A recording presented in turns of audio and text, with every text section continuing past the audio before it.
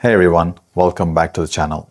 Today, we are kicking off a brand new series all about Microsoft Azure. So, what exactly is Azure?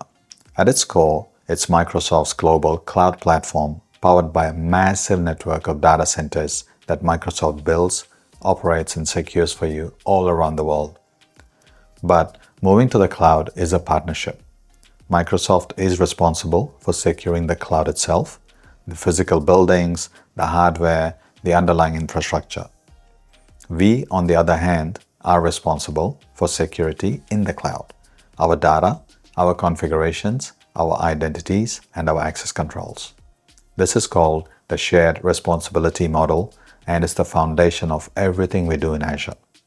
To really understand the scale of what we are working with here, let's take a look at where your data actually lives around the world.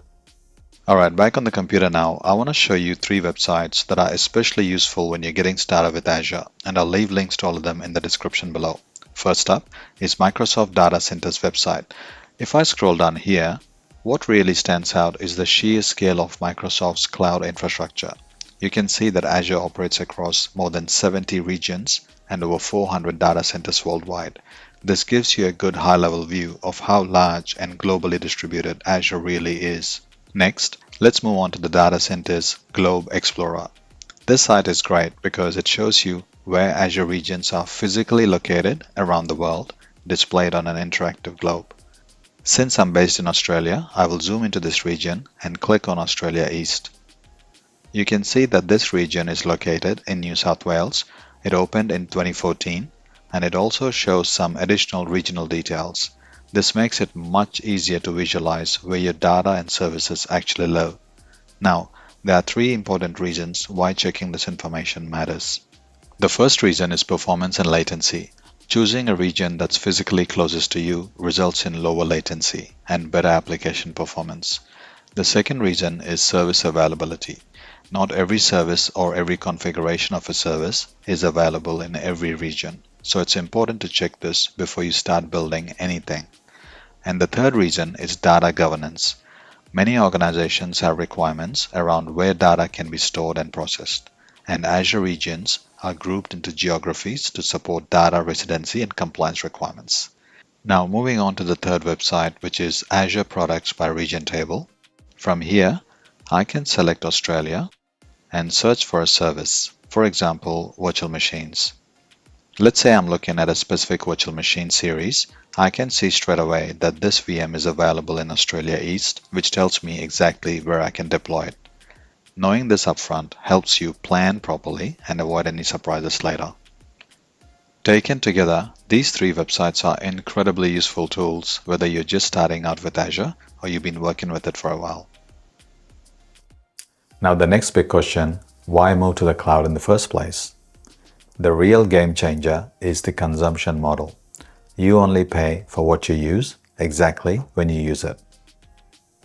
Instead of investing huge amounts of money upfront into physical servers and hardware, your services can scale up or down on demand. As your business grows, Azure grows right alongside it. Pro tip, because Azure is pay as you go, one of the very first things we set up in any environment is cost management and budget alerts, so there are never any billing surprises. Now, Microsoft does offer hundreds of cloud services, but they usually fall into 3 main categories.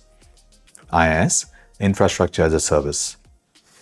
This is where you rent raw infrastructure like virtual machines. It's basically a computer in the cloud that you still manage. PaaS, Platform as a Service.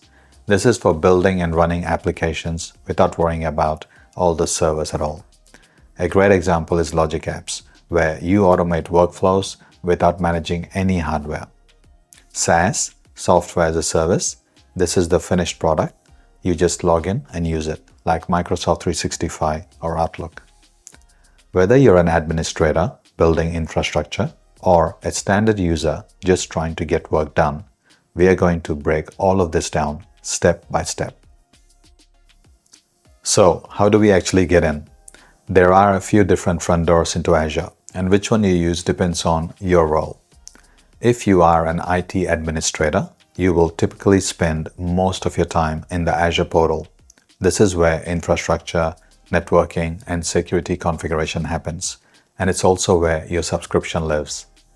Think of a subscription as your cloud wallet and your license to build. It's the boundary that connects your account to Microsoft's billing system. And without an active subscription, you can't deploy a single virtual machine, database, or cloud service. Alongside the Azure portal, admins often use the Microsoft 365 Admin Center. This is more focused on the SaaS side of the house, managing users, mailboxes, licenses, and productivity services, just like we covered in the last series. Even though these portals look different, they are both powered by the same identity system, the Microsoft Entra ID, making sure your security and access controls are enforced everywhere. For standard users, the experience is much simpler. You can log directly into apps like Outlook or go to My Apps, which acts as your personal dashboard, showing all the applications you're licensed to use. Let's jump onto the computer and take a look at these portals from both an admin and a standard user perspective. Alright, now I'm logged into portal.azure.com as administrator, and this is the main screen you see after signing in. There's a lot of information on this page, so let's go through it step by step.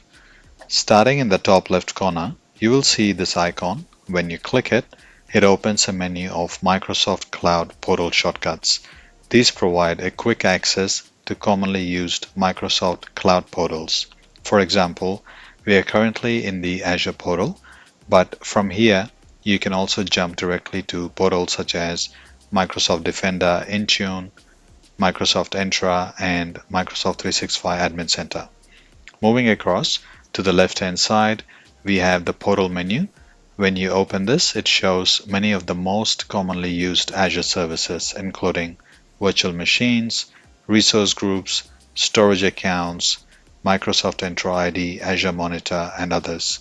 This menu adapts over time based on usage. In the center of the screen, you will find the search bar. This allows you to quickly locate any Azure service. For example, if I search for functions and select function apps, I'm taken directly to the Azure Functions experience. In practice, this is often the fastest way to navigate around the Azure portal. On the right-hand side of the header, there are several important icons. First is Cloud Shell. This launches an in-browser command line environment that provides either a PowerShell or Bash session running in Azure. We will cover Cloud Shell in more detail later in this series, as it's a key tool for administration and automation. Next is notifications. Any alerts, warnings, or informational messages related to your Azure environment will appear here. Following that is the settings icon. If you have access to more than one tenant, this is where you can switch between them. Tenant context is important, and we will explore this in more detail later. Next is support and troubleshooting. This takes you to Microsoft's support experience, where you can investigate issues, review service health, or raise a support request directly with Microsoft. Finally, there is the feedback option, which allows you to provide feedback to Microsoft about the Azure portal experience. If you return to the Home menu, you will notice a section in the middle showing Azure services. These are the services you frequently access, making it easy to jump straight into them without searching. From here, let's open Microsoft Entra ID. Microsoft Entra ID was previously known as Azure Active Directory. This is the core identity service for Microsoft Cloud environments, and it's where identity-related configuration is managed. This includes users, groups, devices, and application identities. On the Entra ID overview page, you can see key information about the tenant you're signed into, such as the directory name, tenant ID, primary domain, and the licenses associated with that tenant.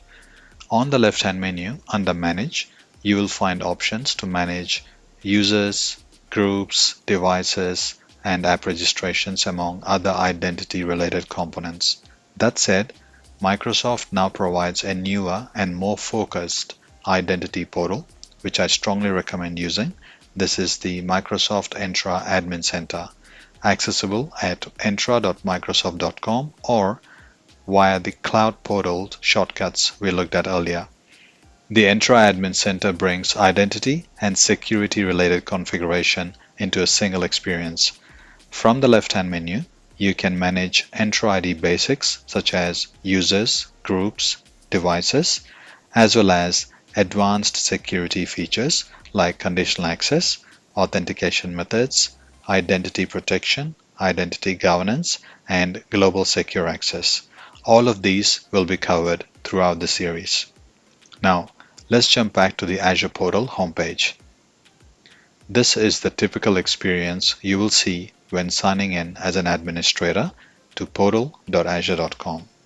At this point, let's change perspective. I'm going to sign out as an administrator and sign in as a standard user so we can see what their day-to-day experience looks like. Alright, I'm now logged into myapps.microsoft.com. This is where users can access applications they have been assigned.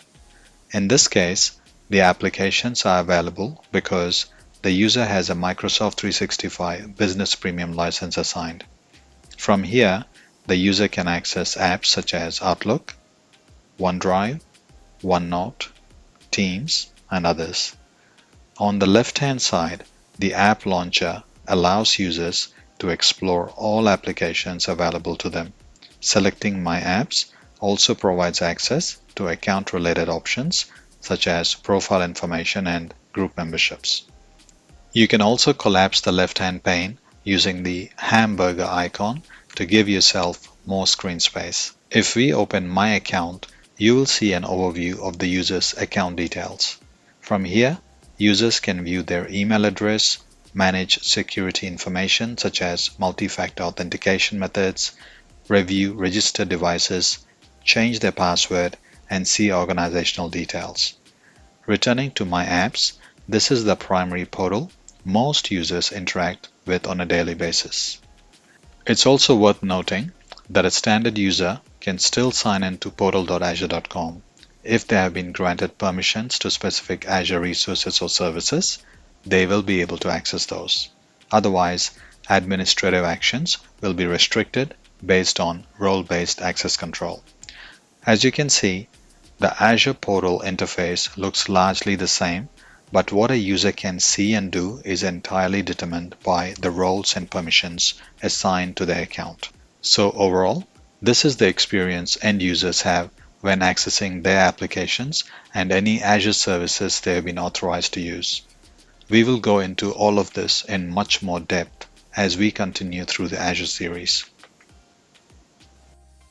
To wrap it all up, Azure is a global pay-as-you-go cloud platform that makes it incredibly easy to get started no matter your role. Today, we covered what Azure is, where it lives, how we access it, and the shared responsibility we all have to keep it secure. In the next video, we are going to take a deep dive into one of the most important services in Azure, Microsoft Entra ID, which I like to call the identity brain of the cloud. Without it, nothing else works. It's where users live, access is governed, and security decisions are enforced across the entire environment. Stay tuned, and I'll see you in the next one.